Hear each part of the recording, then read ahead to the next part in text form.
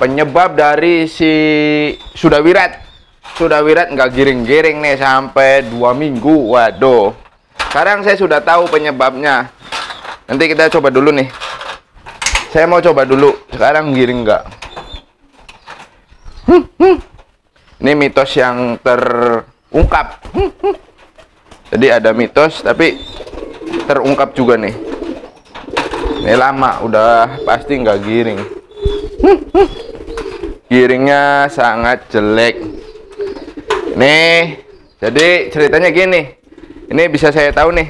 Ini mau ini telurnya saya pisahkan nih. Karena telurnya cuma satu, jadi saya pisahkan. Gini, saya ceritakan sedikit ya. Kenapa si Sudawirat ini 2 giringan nggak mau? Maksudnya 2 minggu ini nggak mau giring-giring atau sampai 2 giringan ini nggak giring-giring nih. Teman-teman bisa lihat tuh merpatinya. Waduh, saya sampai pusing setengah mati. Ini kan nggak biasanya si Sudawirat ini mengalami hal seperti ini. Saya cari-cari gimana. Saya otak-atik. Ternyata tadi malam Adias itu cerita. Jadi telur yang ini, telurnya di luar. Ternyata Adias pindahin ke merpati kolong. Waduh, baru cerita tadi malam Adiasnya. Nah, sedangkan merpati kolongnya ini sudah menetas. Berarti kan ini sedang memiliki anak. Ada cerita nih. Saya pernah ngedenger dari salah satu senior ya, cuman lupa.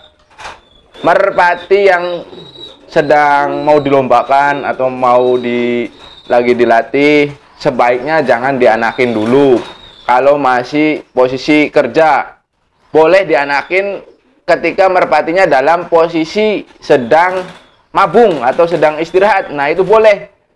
Nah, saya keingetan nih, jadi berarti kenapa merpati yang sedang dilatih atau sedang kita mainkan itu nggak boleh dianakin, walaupun itu kita pindah telurnya, berdampak seperti ini. Jadi saya keingetan omongan senior, cuman siapa ya, saya sudah lupa, waktu ngomong udah lama tuh.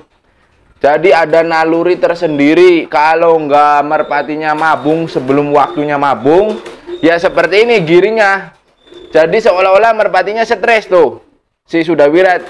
Jadi saya baru keingetan nih, oh ternyata ini penyebab dari dalang merpati si Sudawirat ini nggak mau giring. Kata Adiasnya itu telur yang aslinya itu juga pecah. Nah, jadi Adias dikirain telur ini, telur si merpati kolongnya. Kan saya simpen, tadinya simpen di sini, di atas sini. Terus Adias masukin ke dalam merpati kolong karena merpati kolongnya juga posisinya lagi bertelur. Jadi dia mau mengerami, jadi seolah-olah dibabuin. Nah, ini juga bisa jadi buat masukan saya pribadi ya, buat pengalaman juga. Jadi ketika merpati yang sedang saya latih itu sebaiknya jangan dibabuin dulu. Ini baru nih saya ngerasain merpati susah giring tuh. Giringnya jelek, giringnya kendor, wis. Pokoknya macem-macem nih giringnya nih. Jadi susah. Ternyata yang dikasih tahu senior itu memang benar ya. Ini nalurinya, dia instingnya kuat. Walaupun dia tidak mengetahui anaknya di mana, cuman dia instingnya, nalurinya. Kedua merpati ini sangat kuat. Jadi ini di dalam batinnya, mungkin batinnya. Kalau manusia itu batin, si batin merpati ini merasakan keberadaan sang anaknya. Jadi seperti ini. Jadi instingnya bukan ke latihan, bukan ke giring. Insting si jantan, merpati jantan maupun merpati betinanya. Jadi dia fokusnya itu memikirkan anaknya terus. Ini juga dulu saya nggak percaya ini kayak gini. Cuman setelah saya merasakan sendiri nih, si Sudawirat seperti ini, jadi saya baru percaya nih. Teman-teman juga boleh percaya, boleh tidak. Nah, kita langsung lihat saja nih anakan ini. Jadi ini anak tiri dari merpati kolong. Nah, ini indukan aslinya nih. Ini kedua indukan aslinya. Cuman dia nggak mengeramin. Dikirain saya itu yang telur yang dibawa pulang. Ternyata itu telurnya ini. Yang dibawa pulang telurnya si merpati kolong. Nah, kita lihat nih. Ini anaknya udah besar. Pantesan saya juga sharing-sharing ke senior. Ini kenapa? Saya dikirain stres karena telurnya dia menelur di luar kandang. Ternyata tidak, itu nggak berpengaruh. Nah ini merpati kolongnya. Nah ini nih yang punya Adias. Tuh, ini kayaknya giring ya. Ini sempet nggak pulang nih. Ini baru pulang tadi pagi. Giring deh ini. Giring ini, ternyata lagi giring. Nah ini kita anaknya ambil nih. Saya juga sekalian mau kasih cincin. Nah ini giring tuh. Karena usia segini dengan sendirinya giring nih. Tapi nggak terlalu angkat giringan, kita biarkan di sini. Nah ini nih. Jadi biar nggak penasaran, saya juga sempet aneh. Sempet percaya nggak percaya, cuman tadi pagi saya perhatikan ini untuk anakan si ini merpati kolong, warnanya ini hampir mirip dengan si Sudawirat nih, teman-teman bisa lihat nih. Jadi tuh ada kelabu-kelabunya. Nah ini tuh kan, jadi ini bukan anak kandung merpati kolong, ternyata ini anak tiri. Jadi ini anak, bisa dibilang anak asuh nih, pijikan anak asuh merpati kolong. Jadi saya juga sempat heran nih. Nanti kita buktikan setelah ini dewasa nih. Nanti biasanya itu kata senior kalau ininya sudah mulai belajar terbang, ini dengan sendirinya si Sudawirat akan giring normal kembali. Kalau ini instingnya masih ke sini nih. Walaupun dia tidak mengetahui kita umpetin atau gimana, cuman naluri merpatinya. Jadi saya baru percaya nih, bisa digiringkan ini. Udah saya berbagai macam cara ini, 2 minggu nggak giring-giring si Sudawirat. Ternyata ini dia punya anak.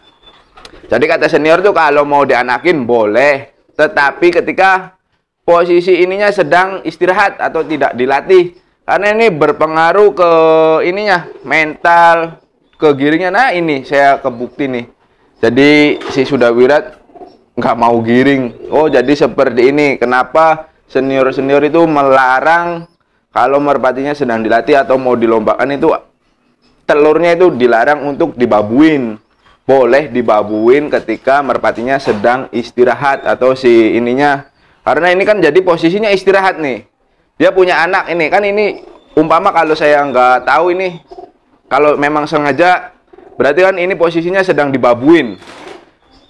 Sedang dibabuin sama merpati kolong. Kalau disengaja. Nah terus berdampak seperti ini pastinya. Tuh. Jadi nggak heran kalau kalian punya merpati yang susah giring, kemungkinan bisa jadi dari sini. Karena kan saya juga ini, padahal saya setiap hari merawat merpati, tapi kecolongan sama Adias nih. Jadi seperti ini. Nah terus kan saya sharing lagi nih. Nah ini untuk mengatasinya gimana? Nanti setelah ini agak dewasaan, dia akan normal kembali. Atau biasanya mencapai 1 bulan, kurang lebih 1 bulan, dia akan mau giring kembali. Ini kan saya sudah pisahkan, sudah berbagai macam cara, tetap nggak giring. Jadi saya yakinnya bahwa ini anaknya ini. Dengan ini tanda-tanda bulunya juga seperti ini nih. Tuh. Warnanya hampir mirip dengan apa? Si Sudawirat tuh, udah yakin ini. Karena kalau merpati kolong waktu masih di kandang lama, ketika saya anakin atau tetesin anaknya itu nggak pernah keluar warna seperti ini. Nah sekarang warnanya seperti ini, paruhnya juga berbeda.